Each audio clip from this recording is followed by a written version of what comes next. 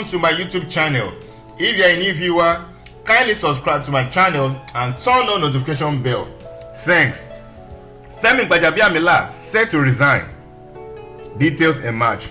The Chief of Staff, Femi Gbajabiamila, is set to resign as a lawmaker in the House of Representatives. Reports confirm that the Lagos State politician will tender his resignation on Wednesday, June 14.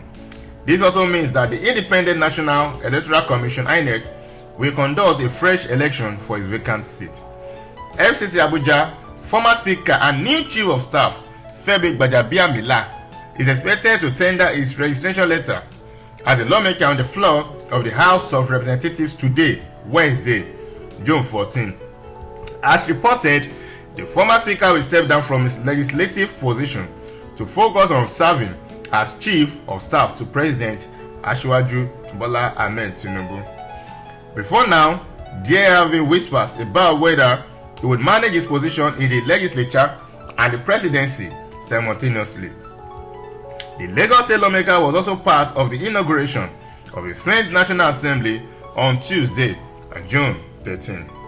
INEC will also conduct fresh election for Surulere 1 federal constituency, and also meanwhile, his registration will also mean that the Surulere 1 federal constituency will be vacant and the Independent National Electoral Commission will conduct a fresh election to determine who will take over the vacant seat.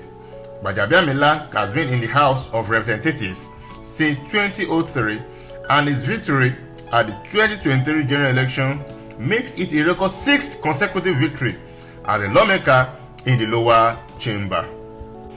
Femi Gbajabiamila has gone on to be one of the longest serving members of the House of Representatives in the history of Nigeria's democracy. Gbajabiamila, as supporters fondly called him Gbaja, is also highly revered as one of the political juggernauts in Lagos State and a role model to young aspiring politicians. In October 2022, President Muhammadu Buhari conferred on him the national honor of Commander of the Order of the Federal Republic (CFR). Meanwhile, the predecessor of Femi Gbajabiamila as the Chief of Staff, Professor Ibrahim Gambari, has handed over to him. The handover ceremony took place at the Aso Villa on Monday, June 5, in the presence of President Asiwaju Bola Ahmed TINUBU. This is coming ahead of June 14, 2023, where Gbajabiamila assumes his new role as Chief of Staff to the President. As Gbaja is expected to resign, the former Speaker of the House of Representatives is expected to resign his membership from the 10th National Assembly immediately after a new Speaker emerged. This is due to the fact that the lawmaker was elected to represent the people through Surulere Federal Constituency for the 6th time but did not get a certificate of return. Gbajabiamila has also been appointed as Chief of Staff to President Asiwaju Bola Ahmed TINUBU and is expected to take the oath of office on Wednesday. The emergence of Tajuddin Abbas as the Speaker of the 9th House of Representatives has brought to an end the era of Femi Gbajabiamila as the Speaker of the Grand Chamber. The development has laid 2 important responsibilities on the shoulder of the former Speaker that he was expected to do within 24 hours of Abbas' emergence. Gbajabiamila was elected for the 6th time into the House of Representatives in the 2023 election, but did not collect a certificate of return from the Independent National Electoral Commission (INEC).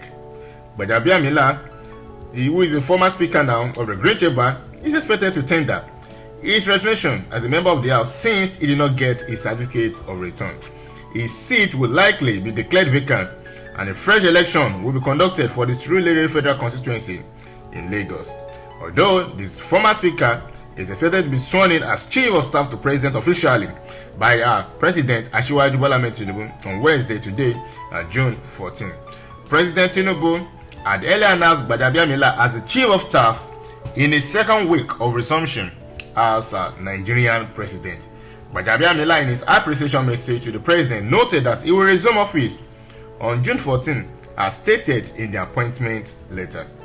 It was reported that the election for the leadership of the 10th National Assembly had produced Godswill Akpabio and Tajuddin Abbas as the next Senate President, and Tajuddin Abbas as the new Speaker of the House of Representatives. During the process of the emergence, there are many politics that played out, and the top 5 of them have been highlighted below. Number 1 is that the APC, the All Progressive Congress, really had an hand in choosing the candidate for the Senate and also for the House of Representatives.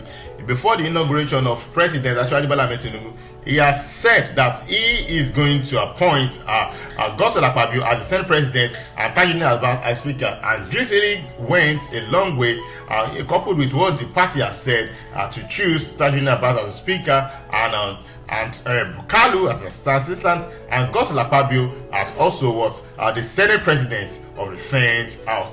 The second is that the antecedents of the contestant.